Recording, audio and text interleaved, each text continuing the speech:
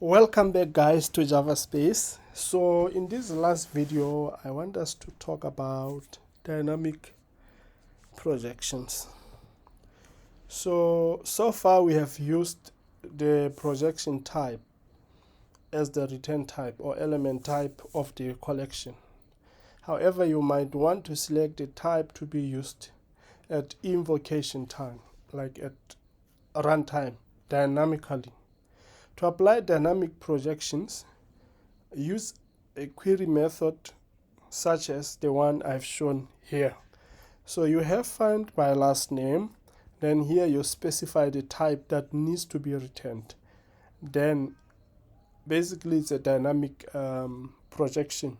Then the list here is of the type that you specify here. And this type must be specified here as a generic type to be returned. If you don't specify it here, obviously this is a generic issue. So like if you want to learn generics, you will understand how this actually operates. So this way you can obtain aggregates as is or with projection applied as shown below, and add a type parameter to a repository method to use the same with the same query with different projections. This enables us to define a private return type in our business code. Alright, so let's see this. That one query can be used with many projections. With many types. So if we look at what we have here, dynamic projection, we have find by last name and we have the type here. Then this is the return type, and also here it's the same. So what I want us to do, I want us to use the first one, first name rather. First name. We will use this one and this one. This one obviously is covered here. So I can as well, let me see, am I using it already here?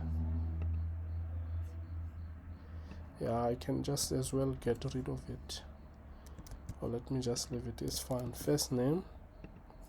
So first name. So as you can see, I'm specifying here what do I want, which projection, names only, record, and I also specified as a return type here, names, and here name address. All right, name search. So let's see which one are we using here, names. All right. So we are just going to be focused. Let me just remove this for now. We are just going to focus on this one here. I'm gonna copy this. So this one here, names only, record. Okay, let's run this code. Okay, let's see. All right, we have names only. All right, and which endpoint did we hit? This one here. So I wanna the same query. I wanna put name on address, and I wanna put it here. The same query. I didn't change anything in the query. I just changed the type passed to this query, derived query method. So let's see what we get. Look at that. So let's use something else here, guys. I want us to use name. Previously we used name only, record. Okay, so this time around I want us to use this one here. Okay, let's use this guy. Let's use this guy.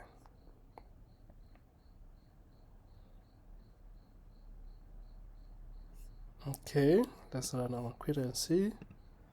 Wonderful, look at that. So basically we see that we can use this dynamic projection with any type. We can specify any type as long as we ensure that the type abide by the rules of mapping that the Spring Data JPA runtime requires for it to be able to map your dynamic type to the required to do the mapping from the target to the dynamic type. We use name address, names only, and also let's try this one, name only 2. All right. Where is our controller? It should still work anyway. I don't see the reason why it will not work. And this is a scalar projection, remember. Let's see. There you go, it works. So this query is so dynamic.